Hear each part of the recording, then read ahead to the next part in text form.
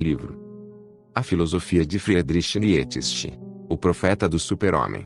Nietzsche passou o inverno de 1879 a 80 em Naumburg, sua antiga casa. Durante o ano seguinte, ele ficou muito doente, de fato, e por algum tempo acreditou que tinha pouco tempo de vida. Como todos os inválidos, ele dedicou muito tempo a observar e discutir sua condição. Tornou-se, de fato, um hipocondríaco de primeira linha e começou a sentir uma espécie de prazer melancólico em suas enfermidades. Ele buscou alívio em todos os banhos e curas da Europa. Tomou banhos quentes, banhos frios, banhos de água salgada e banhos de lama. Cada nova forma de pseudoterapia encontrava em sua turma de calouros. Para proprietários de sanatórios e inventores de novos estilos de massagem, irrigação, sudorese e alimentação, ele era uma alegria ilimitada. Mas ele piorou em vez de melhorar. Depois de 1880, sua vida foi errante. Sua irmã, após o casamento, foi para o Paraguai por um tempo e, durante sua ausência, Nietzsche fez seu progresso das montanhas para o mar e depois de volta para as montanhas. Ele desistiu de sua cátedra para passar os invernos na Itália e os verões na Engadina. Diante de todo esse sofrimento e viagens, uma aplicação rigorosa, é claro, estava fora de questão. Então ele se contentou em trabalhar quando e como suas dores de cabeça, seus médicos e os horários das ferrovias permitissem, nas varandas dos hotéis, nas casas de cura e na floresta. Ele fazia longas caminhadas solitárias e lutava com seus problemas pelo caminho. Ele engoliu mais e mais comprimidos. Ele bebeu água mineral por galão. Ele ficou cada vez mais mal-humorado e antipático. Um de seus refúgios favoritos, no inverno, era um pequeno pedaço de terra verdejante que se projetava para o Lago Maggiore. Lá ele poderia pensar e sonhar sem ser perturbado. Um dia, quando soube que alguém havia colocado um banco rústico na diminuta península, para que os transeuntes pudessem descansar,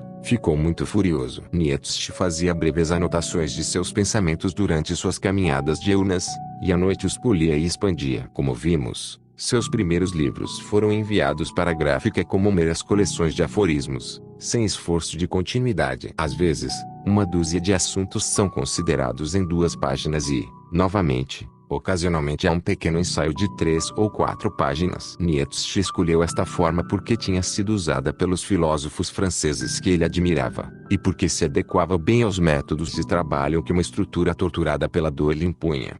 Ele sempre teve muito medo de que algumas de suas preciosas ideias fossem perdidas para a posteridade, que a morte, a sempre ameaçadora, roubaria sua legítima imortalidade e o mundo de sua estupenda sabedoria. E então ele fez esforços, várias vezes, contratar um amanuense capaz de anotar, à maneira do Boswell de Johnson, as frases casuais que saíam de seus lábios. Sua irmã estava muito ocupada para realizar a tarefa. Sempre que ela estava com ele, todo o seu tempo era empregado em protegê-lo dos caçadores de leões, examinando sua alimentação diária e habilmente induzindo-o a responder suas cartas, escovando suas roupas e cortando seu cabelo. Vários jovens, ao que parece, tentaram o serviço impossível, mas todos partiram rapidamente. Finalmente, o velho amigo do filósofo, Ray, descobriu um provável candidato na pessoa de Fraulein Lou Salomé, uma jovem alemã. Fraulein Salomé, que mais tarde se tornou Frau Andreas Salomé, era uma pessoa intelectual, mas atraente, e sua admiração entusiástica lisonjeou Nietzsche a envolvê-la. Não se poderia imaginar contraste mais grotesco do que aquele que existia entre o pesado e sem humor profeta do super-homem e esse superficial e volúvel diletante. Desde o início elas se enfrentaram e depois de 5 meses Nietzsche a mandou embora. Mais tarde, ela imprimiu uma espécie de biografia fantasiosa do filósofo, cheia de elogios extravagantes e erros verdadeiramente femininos. A irmã de Nietzsche descarta isso como um tecido de erros e deturpações bem-intencionados, mas ridículos. No início de 1881, Nietzsche publicou Morgirotti, O Amanhecer do Dia. Começou em Veneza em 1880 e continuou em Marienbad, Lago Maggiore e Gênova. Era, de um modo geral, uma continuação de Menschliches às Unmenschliches. Tratava de uma variedade infinita de assuntos, do matrimônio ao cristianismo, e da educação ao patriotismo alemão. A todos foi aplicado o teste da verdade fundamental. De tudo Nietzsche perguntou: não, é respeitável o lícito, mas, é essencialmente verdade? Esses primeiros trabalhos, na melhor das hipóteses, eram meros cadernos. Nietzsche viu que o terreno teria que ser arado, que as pessoas teriam que se acostumar com a ideia de questionar coisas elevadas e sagradas, antes que um novo sistema de filosofia fosse compreensível ou possível. Em Menschliches as Menschliches em Morgerot ele empreendeu este cultivo preparatório. O livro que se seguiu, Die Fröhliche Wissenschaft, A Ciência Alegre, continuou a mesma tarefa. A primeira edição continha 4 partes e foi publicada em 1882. Em 1887, uma 5ª parte foi adicionada. Nietzsche havia completado sua lavoura e estava pronto para semear sua colheita. Ele havia demonstrado, por meio de exemplos práticos, que as ideias morais eram vulneráveis e que os 10 mandamentos podiam ser debatidos. Indo além, ele apresentou excelentes evidências históricas contra a verdade absoluta de várias concepções atuais de certo e errado, e rastreou uma série de ideias morais de volta a fontes decididamente inferiores. Seu trabalho até então havia sido totalmente destrutivo e ele mal se aventurara a insinuar seus planos de reconstrução do esquema das coisas. Como ele mesmo diz, passou os 4 anos entre 1878 e 1882 preparando o caminho para seu trabalho posterior. Eu desci, diz ele, até as profundezas mais profundas, procurei até o fundo, examinei e investiguei uma velha fé sobre a qual, por milhares de anos, os filósofos construíram sobre uma base segura. As velhas estruturas desabaram para baixo sobre mim. Eu minei nossa antiga fé na moral. 2.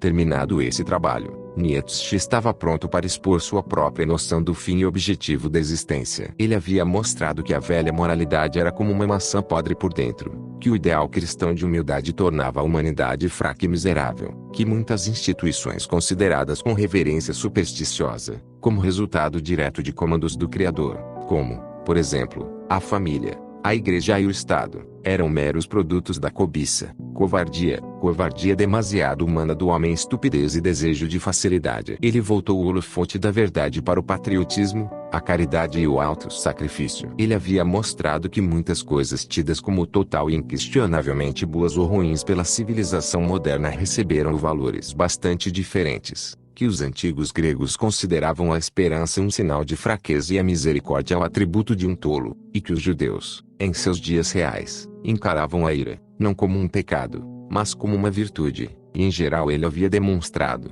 por incontáveis instâncias e argumentos, que todas as noções de bem e mal eram mutáveis e que nenhum homem jamais poderia dizer, com total certeza, que uma coisa estava certa e outra errada.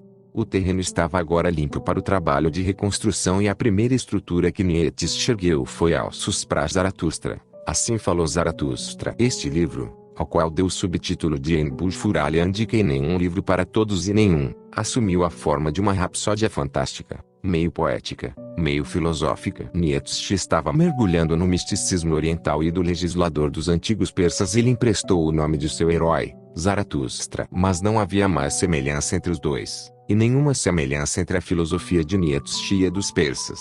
O Zaratustra do livro é um sábio que vive distante da humanidade sem acompanhantes além de uma cobra e uma águia. O livro está dividido em 4 partes e todas são compostas por discursos de Zaratustra. Esses discursos são entregues a vários públicos durante as andanças ocasionais do profeta e nas conferências que ele mantém com vários discípulos na caverna que ele chama de lar. Eles têm uma forma decididamente oriental e lembram a maneira e a fraseologia dos rapsodos bíblicos. Perto do fim, Nietzsche lança todas as restrições ao vento e entrega-se a contento ao raro e estimulante esporte da blasfêmia. Há uma espécie de paródia da Última Ceia e os discípulos apostatas de Zaratustra se envolvem na adoração grotesca e indecente de um burro. Wagner e outros inimigos do autor aparecem, velados, como ridículos bufões. Em seus discursos, Zaratustra expressa a ideia nietzschiana do super-homem. A ideia que passou a ser associada a Nietzsche mais do que a qualquer outra. Mais adiante, ele será apresentado em detalhes. Por enquanto, basta dizer que é o filho natural das noções apresentadas no primeiro livro de Nietzsche, O Nascimento da Tragédia, e que une toda a obra de sua vida em um todo consistente e harmonioso. A primeira parte de Alsus pra Zaratustra foi publicada em 1883, a segunda parte seguinte no mesmo ano, e a terceira parte foi impressa em 1884. A última parte circulou em particular entre os amigos do autor em 1885, mas não foi divulgada ao público até 1892, quando toda a obra foi impressa em volume. Como mostra a vida errante de Nietzsche, pode-se registrar que o livro foi concebido na Engadina e escrito em Gênova, Cius Maria, Nice e Mentone. Gesetz von Gut e Böse, Além do Bem e do Mal, apareceram em 1886. Nesse livro, Nietzsche elaborou e sistematizou sua crítica moral e se comprometeu a mostrar por que considerava degradante a civilização moderna. Aqui ele finalmente formulou suas definições de moralidade do senhor e moralidade do escravo, e mostrou como o cristianismo era necessariamente a ideia de uma raça oprimida e desamparada, e ansiosa para escapar do chicote de seus mestres. Zur Genealogie der Moral, a genealogia da moral, que apareceu em 1887, desenvolveu ainda mais essas proposições. Nela havia também um retorno parcial à maneira anterior de Nietzsche, com sua análise impiedosa dos conceitos morais. Em 1888, Nietzsche publicou um ataque vitriólico contra Wagner, sob o título de Der Fall Wagner, o caso de Wagner, cujo fardo foi a descoberta do autor de que o compositor, partindo dele das premissas de Schopenhauer, terminou, não com o super-homem, mas com o homem na cruz. Götterdämmerung, o crepúsculo dos ídolos, uma espécie de paródia do Götterdämmerung, o crepúsculo dos deuses, de Wagner, seguido em 1889. Nietzsche contra Wagner, Nietzsche versus Wagner, foi impresso no mesmo ano. Ela era composta de extratos dos primeiros trabalhos do filósofo e destinava-se a provar que, ao contrário das alegações de seus inimigos, ele não havia mudado completamente sua atitude em relação a Wagner. Enquanto isso, apesar do fato de que sua saúde estava diminuindo rapidamente e ele estava se aproximando da beira da insanidade, Nietzsche fez planos para uma grande obra em 4 volumes que resumisse sua filosofia e permanecesse para sempre como sua magnum opus. Os 4 volumes, como ele os planejou, teriam os seguintes títulos: Der Antichrist, versus eine Kritik des Justentums und Anticristo, uma tentativa de crítica ao cristianismo. Der Freigeist, Kritik der Philosophie aus einer nihilistischen Bewegung, o espírito livre, uma crítica da filosofia como um movimento nihilista. Der Immoralist, Kritik der Verangensvolsten Art von Einheit der Moral, o imoralista, uma crítica dessa espécie fatal de ignorância, moralidade. Dionísio, Philosophie der Ewige Wiederkunft, Dionísio, a filosofia da eterna recorrência.